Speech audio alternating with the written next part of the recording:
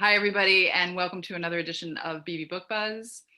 Today we have myself, Karen Stern, Brigid Black, Jeff Clapes, and Beth Radcliffe here to talk to you about the books that we have been reading recently that we wanted to share with you. And I'm going to start today with something.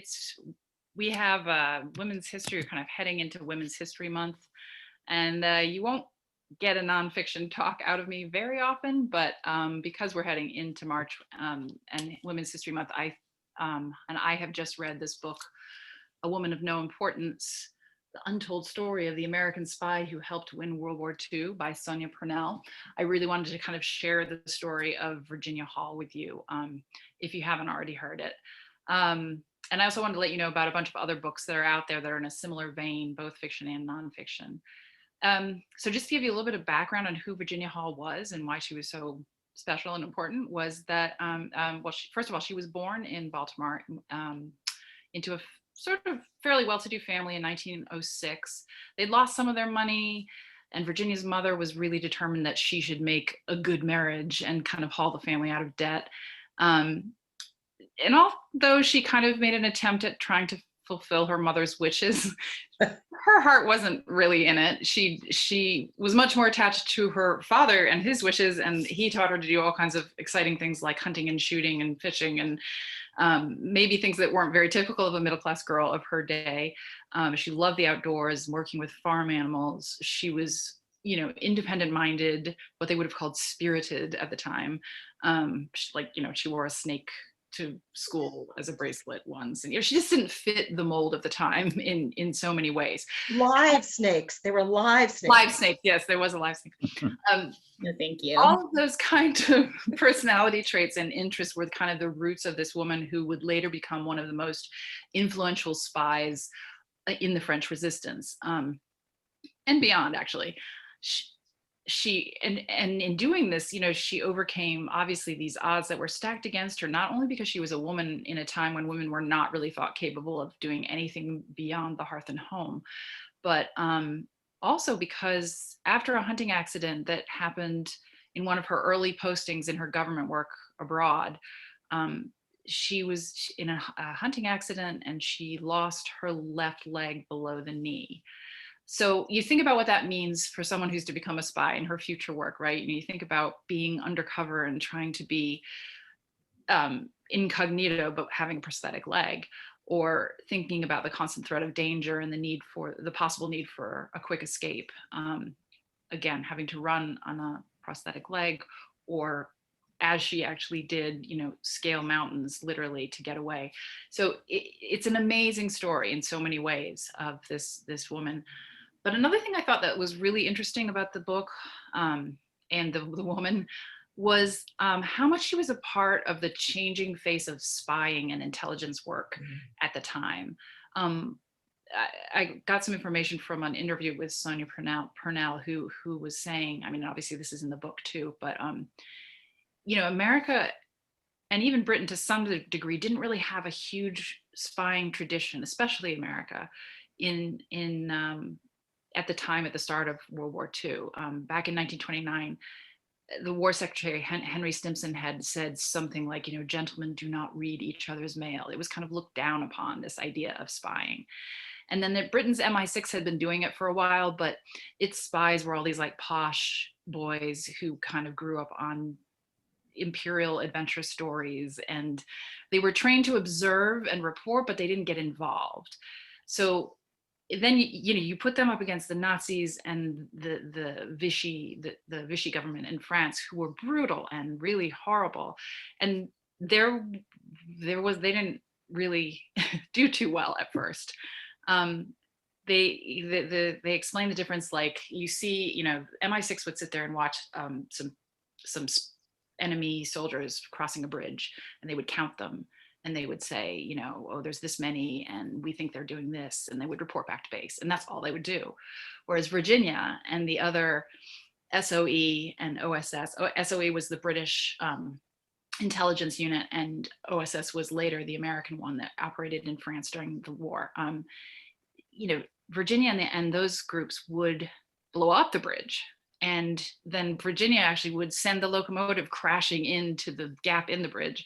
So this is a whole new way of spying that she and her compatriots, but she was really a huge part of this kind of development in the spying world. So I thought that was a really interesting, like a lot of these techniques for sabotage and ambush and things like that are things that are still used.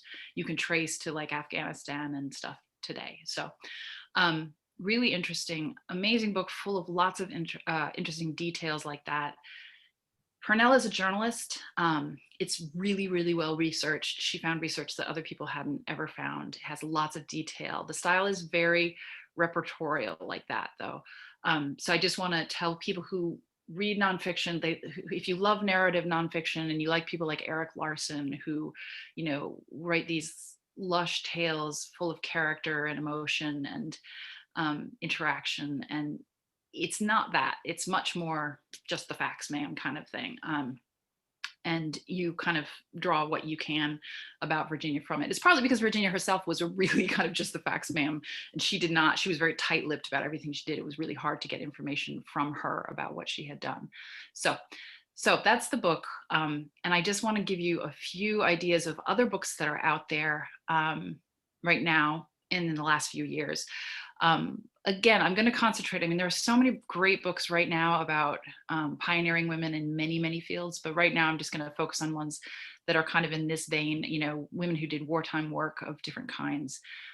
For example, there's a book called No Man's Land by Wendy Moore, which is about two British female doctors working in Paris in World War I, who really changed the face of wartime medicine.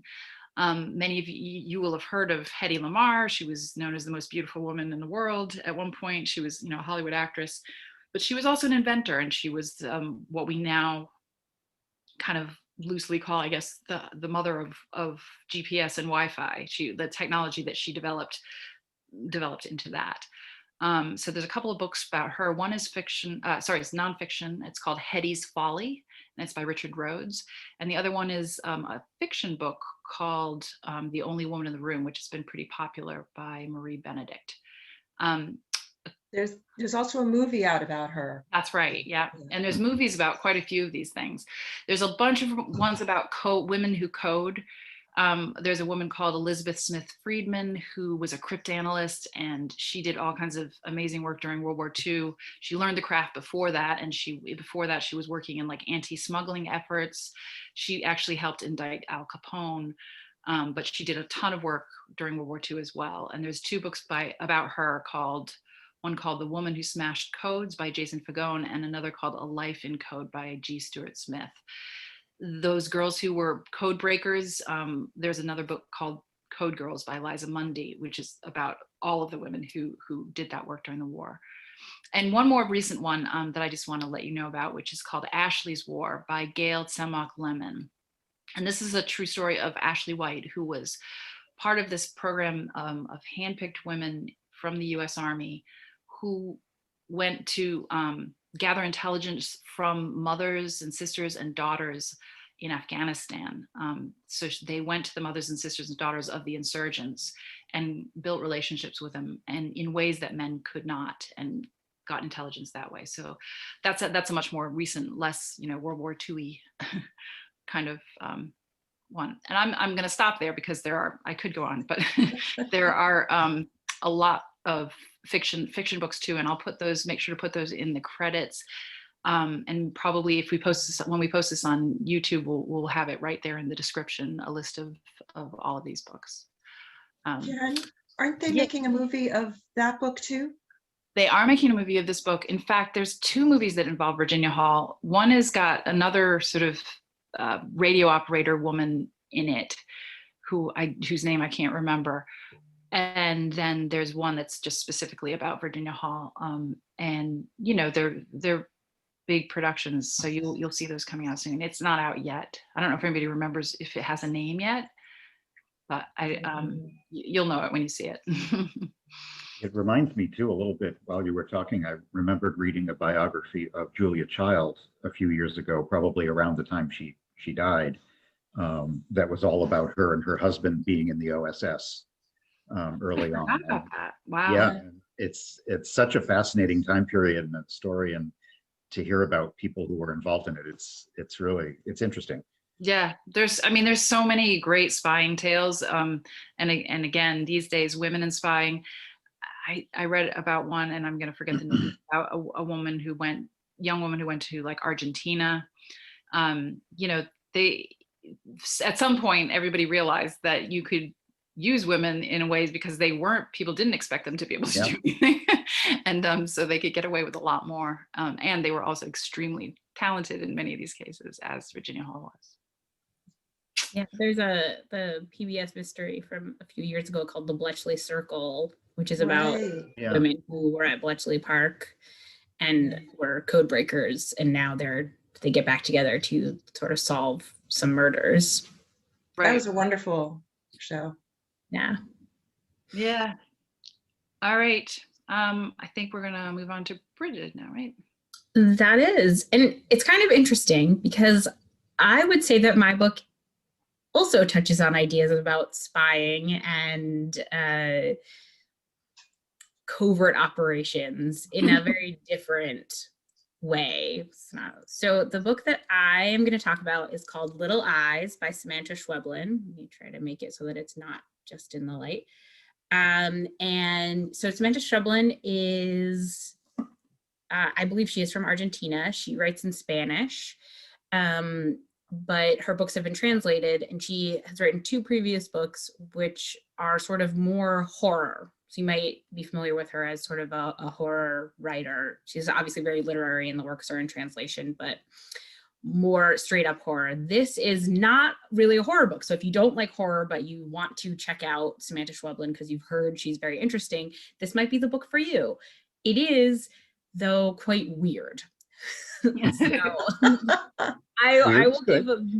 will give a little bit of a premise setup for what it is. So in the world of the book, there are these creatures called Kentuckys, which I sort of imagine as a little Furby type situation, in that it is a robot that goes around your house, and they can look like different kinds of animals. So they can look like real animals, but they can also look like fake animals. Like there are dragons and unicorns and moles and crows and bunnies and those kinds of things.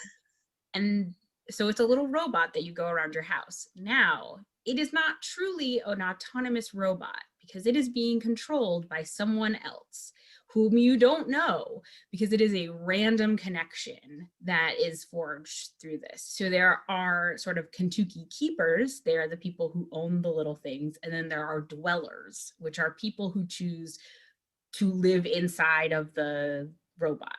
So they control the robot. So obviously they're sitting at a computer or a tablet and they drive it around your house. Why? Wait. Yes, so that's what I'm saying. So there are 2 parts of it, and when we start the book, it has already existed. They're not like they're newish, but not like we're not being introduced to them. They're not being totally.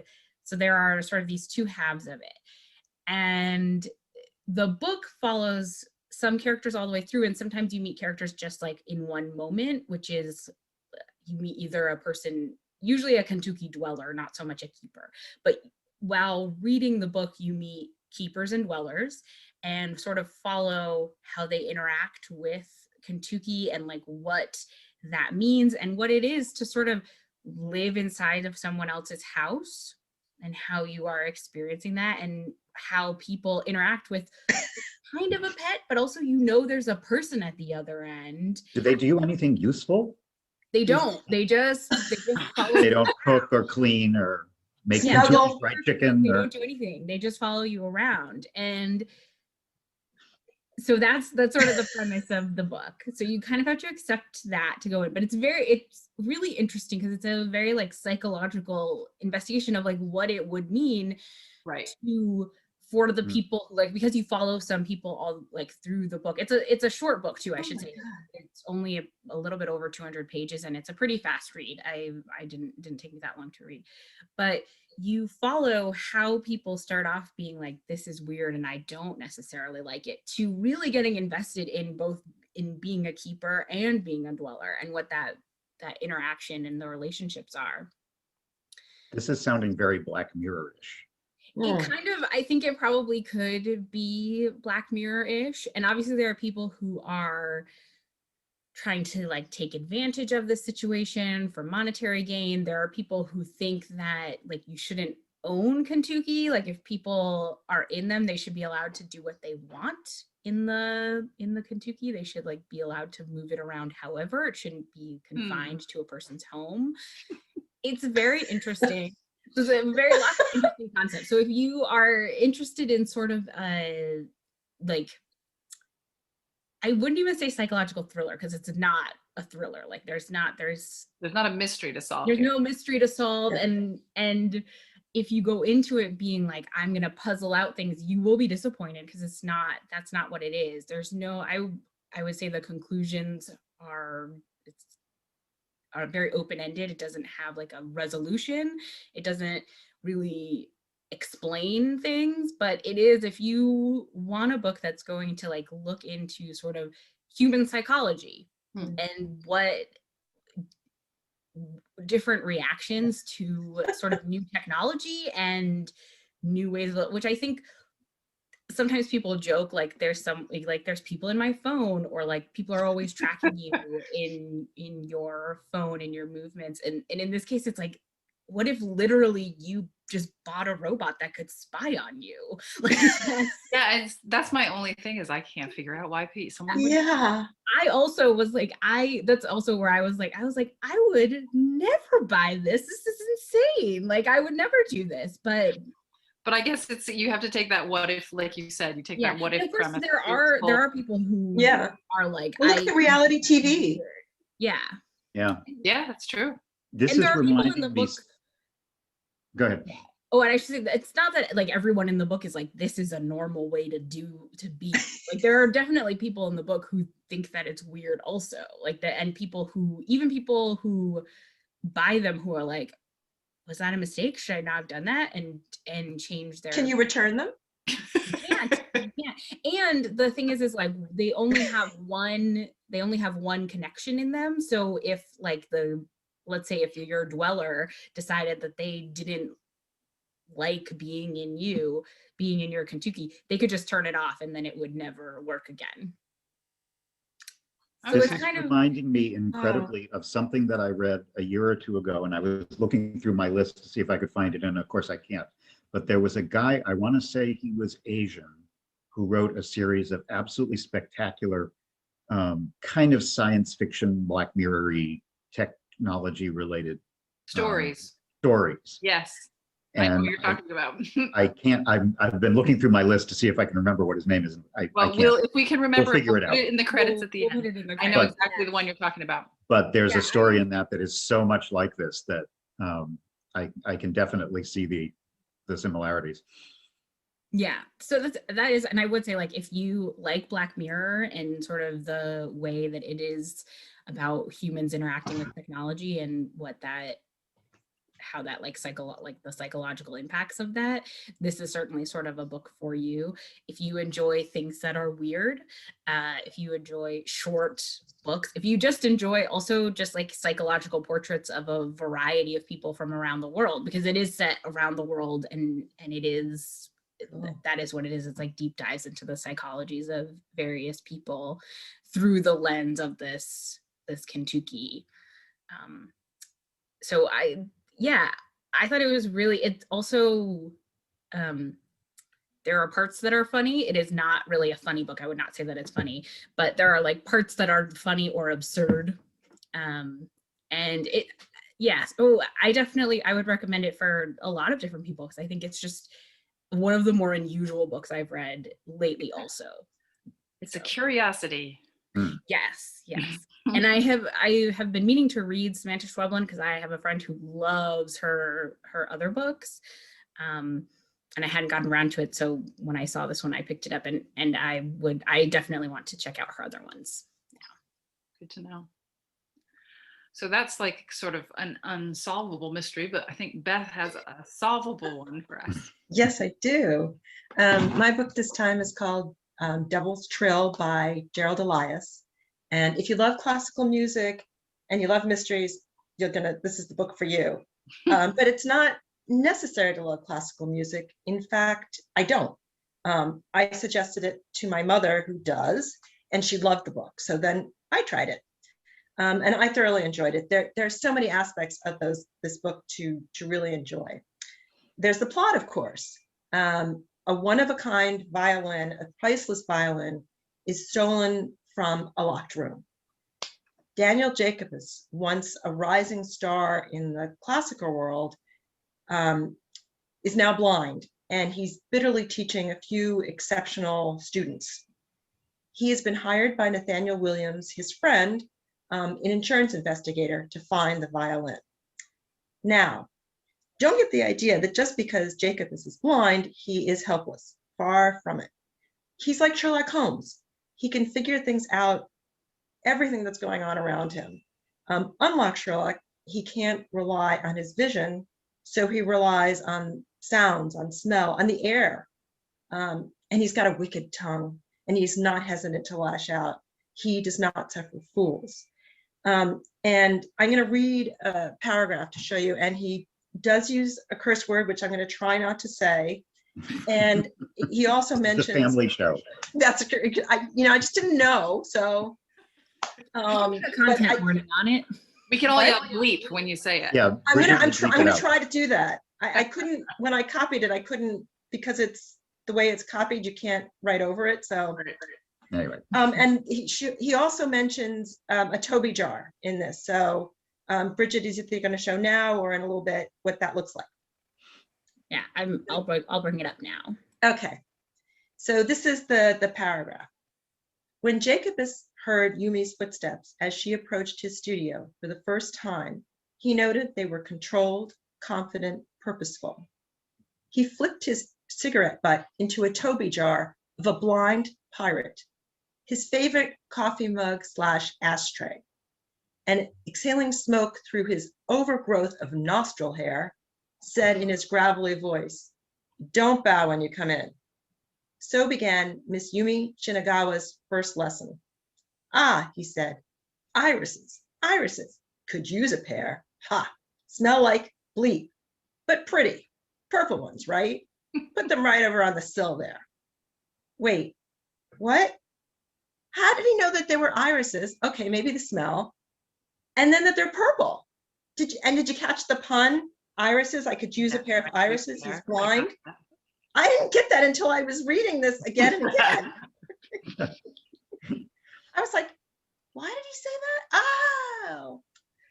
Oh. So you didn't hear the word, but he does have a nasty tongue. He's ornery, but he's also funny. And I loved the whip smart dialogue that he uses throughout the book. And I like the other characters as well. Daniel's few but undaunted friends, his enemies, the suspects, of which they can cross over.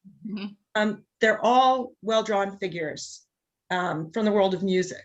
So there's the instrument sellers, the music critics, the teachers, the managers, the funders, and of course, the students like Yumi, who is in the passage I read.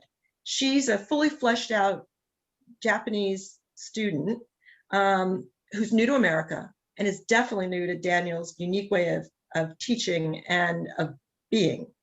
She has her doubts about him though. And then he's accused of stealing the violin. What are you gonna do?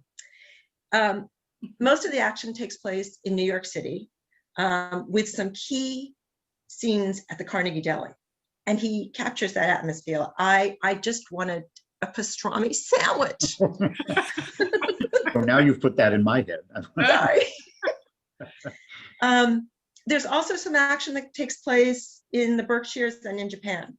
And he does a wonderful job of those as well. And by the way, he was formerly with the BSO. And now he lives in the Berkshires. It was a little hard to tell whether he's still with the BSO, because during the pandemic, the BSO is kind of hard to tell what's going on. So, but I think he just does still perform with them occasionally. Well, and they perform at Tanglewood in the summer. Yes, I think. So you're saying this summer they did? I don't know if they did. I don't know if they did last summer, but they normally do. Yeah, They normally that's perform their at summer Inglewood. home. And I think that that's probably when he does perform with him, if he does, since he lives out in the Berkshires. And the author is a violinist. Is that what you're saying? That's right. Okay. That's right. His name is again? Gerald Elias. Elias. Okay. And this is I think this is the first one, and it came out I think in 2007, and there are 4 more, and I think he's going to come out with more. So you get to get in and get into a new mystery. You know the characters. Okay. Yeah, and he does carry. I know he has so few friends that I think he's going to carry them all through. I know Yumi is in others of them, So and I'm sure. I'm sorry. Oh, go ahead. No, go ahead. And I'm sure Nathaniel Williams is in it too. And they're wonderful portrayals. What's that? I'm sorry? Spoiler alert, those characters didn't do it. Well, no, not necessarily. They could have been arrested and released. It reminds me a little bit of Silva. I mean, Daniel Silva, Daniel Silva, who's an art, where the detective is an art historian or restorer or whatever he is, and solves his. Right, and he's pretty much, he's a loner too. Speaking of spies, he's a loner too, but he's not quite as caustic. Right, a little more gentle. Okay, and I think so. Next, we're going to go along with Jeff, who's going to finish. Okay. I have an unusual book for me, at least, and probably for other people too. It's called. Can I show this? There you go. The 3-Body Problem, which is not a new book, but I read it for reasons I'll get into. It's science fiction, very different from anything that Beth was just talking about. And I read it. It's a little unusual for me because I love watching science fiction, but I'm not actually much of a sci-fi reader. And particularly this book is, I will preface this at the beginning that this is pretty hardcore sci-fi. So I know there's a lot of recent science fiction that is blends a little bit so that people who aren't real sci-fi fans would still enjoy it. But people who don't like spaceships and aliens and things like that, this is spaceships and aliens. So if, but on the other hand, it's so different, so clever, so to me mind-blowing, that I think it's worth a try. And one of the reasons I read it and then I'm talking about it is that Netflix is planning to do a fairly lengthy series. It is actually a trilogy. This is the first of 3 books. And so Netflix is planning to release that sometime. They haven't even started filming, so it's not happening imminently. It's an unusual book because it was originally written in Chinese. It was published in China in 2008, and it won all kinds of awards there, but it wasn't translated into English and published in the English-speaking world until 2014. So that's when it got a little bit more attention. And now it's coming back again because of the whole Netflix thing. It's a very unusual premise. The title, The 3-Body Problem, comes from the idea of in Newtonian mechanics, physics, the idea behind it is that the Earth is being very slowly invaded by an alien civilization that lives in the nearest star system, which is about 4 light years away, where there is a planet that is surrounded by 3 stars that move in this problem that is part of orbital physics, where if you have 3 objects moving around each other, it's a physical problem that is very difficult to resolve.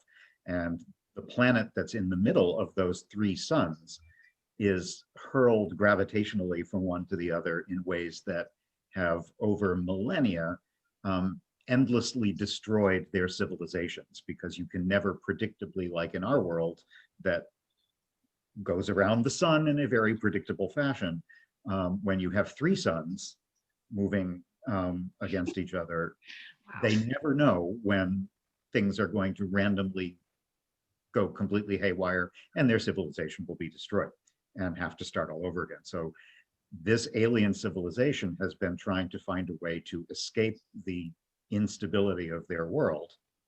And they connect with our world, which in the context of the story is China during the Cultural Revolution and the late 20th century. So it's all seen through that lens, which is kind of interesting. And the way what links the two civilizations together is that the advanced civilization from the other world sends, in ways that I can't possibly explain to you, a game, essentially like a virtual reality game, software game, to Earth, where people get involved in it in such a way as to make them more invadable, let's put it that way. There are so many aspects of this story that are very hardcore science that you don't even need to bother attempting to understand, because you just can't. But I will tell you just one example of something that makes me think that this is such a creative story. One of the civilizations on the alien world, it is pre-computers, but they are trying to solve complex calculations. And so because it's an authoritarian society, they gather 30,000 people together, soldiers essentially, lay them out on this enormous plane, and they've determined that if each soldier tells another soldier, like with in a binary sense, like they have a little flag that's like either a black flag or a white flag, and depending on what information comes to them, they use the flags to transfer information to the next soldier. And if you have enough of them, you have a human computer that actually is able to solve complex inputs and outputs. And that's just one example of the unbelievable creativity that this author comes up with. And again, even if you don't like sci-fi, some of it is just so, I couldn't believe how fascinating it was. And there are a lot of, going back to Women's History Month, there's a surprising number, considering this is China and the Cultural Revolution. There's a lot of very strong female characters in it that are kind of fun. There's a lot of different characters, and I did find it, I'll confess to finding it a bit confusing because many of the Chinese names are very similar. And it reminded me of the trouble I have reading Russian novels, where the way the structure of the names is, you have to really sort of focus on who exactly they're talking about. But there is a family tree, a list of characters in the beginning, so that you can always go back and remember who's related to who and what world they live in and so forth. It is just fascinating, and I can't imagine what it's going to turn into visually when they do a series out of it. So again, the three-body problem is the first of three. There's the second book is called The Dark Forest, and the third one is called Death's End. And as much as I'm not someone who would ever plow through a trilogy of hardcore science fiction, I'm probably going to finish these three because they're, I think if you liked The Matrix and the sort of the looking at the world in a completely different way, imagining paradoxes and things, I think you would enjoy this. And yeah, I really want to go back and see what happens next. It's fascinating. Jeff, do you know, in terms of the movie, if are they doing it in the States or in China, or? I believe it's going to be filmed here, but I don't know for sure because it's in the very early stages. And it's going to be a series. It's not going to be a single film. It's going to be a multi-episode thing. I think one of the reasons why Netflix decided to make it is they actually have an adaptation of a different one of Cixin Liu's books on Netflix right now called The Wandering Earth, which was released in 2019 and was like one of China's biggest hits ever. So I think that the series on this is also going to be a co-production with China. Interesting. Yeah. Did you watch that one, Bridget? Yeah, I was going to say, have you seen The Wandering Earth? I haven't seen it, but it is on Netflix now, and it is based on another sci-fi novel or novella. I believe it's a bit quite a bit shorter than. I'm just wondering if they're going to strip a lot of the science out of it to do it, but you have to keep a certain amount in. I mean, that's the whole thing. Yeah. Yeah.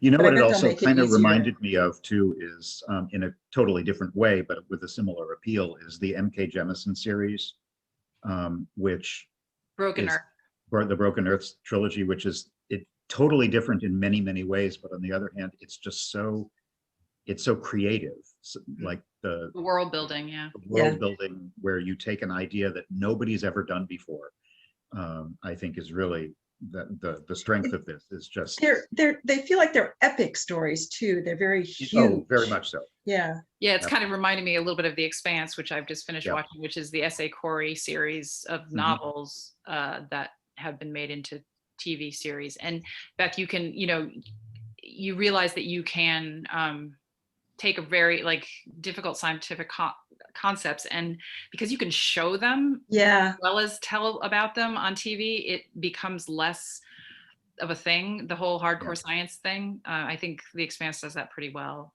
getting these ideas across that maybe you don't understand, but the more you see them happening, you kind of get it a little bit more. Yeah. Imagine instead of having to read endless descriptions of what a 3-body problem is, you could instead see a visual demonstration of that, and you would be like, tried oh, with his hands. He tried. Yeah. Actually, if you go to Wikipedia, they have a little diagram that that goes around and around, a moving GIF that shows you exactly what. Yeah, so if they could do that in a show, it would be like, oh, these things that I could not comprehend and had to read over and over are suddenly like, yes, I see what you mean. And I should emphasize, you don't have to really understand the science in this. You just I didn't go with it. And same. Yeah. So I would really look forward to being it as a show. Well, not only are you shown it visually, the thing itself, but you see its effect on the characters. You see what happens to them when they're in a certain situation, and it's so that kind of stuff. Just TV does that really well, I think. Yeah. Part of the problem for these civilizations is they have what they call stable and chaotic time periods, and they don't know. They literally never know. Yeah. In the morning, whether the sun will come up. Well, in that way, it's like M.K. Jemisin's and if it does, how long it's going to stay there. So it's a great idea. That the Earth is so volatile. Yeah. Okay, well, now we've done lots of things. Very different things. I hope that you've got some good ideas for things to read, and I just want to let you know, for those of you who are watching us in 2021 or somewhere around March, that our next chapter of Commit to Your Community, our series of programs that we've been doing since October and will be going on through May/June, the third chapter is now starting. And if you go to our website at wakefieldlibrary.org, there's a little bar there you can click on and get all the information about that series of programs and sign up as well. This one, we're going to be focusing mostly on climate change, and how we as Wakefieldians can get involved in on a local level to help and fight that. But we're also going to be just looking generally at how you can decide to make change in whatever area you are interested in. So there's just some interesting stuff, book discussions and things like that going on there. So please join us again here for Book Buzz next time. We'll see you then. Bye-bye. Bye, everyone.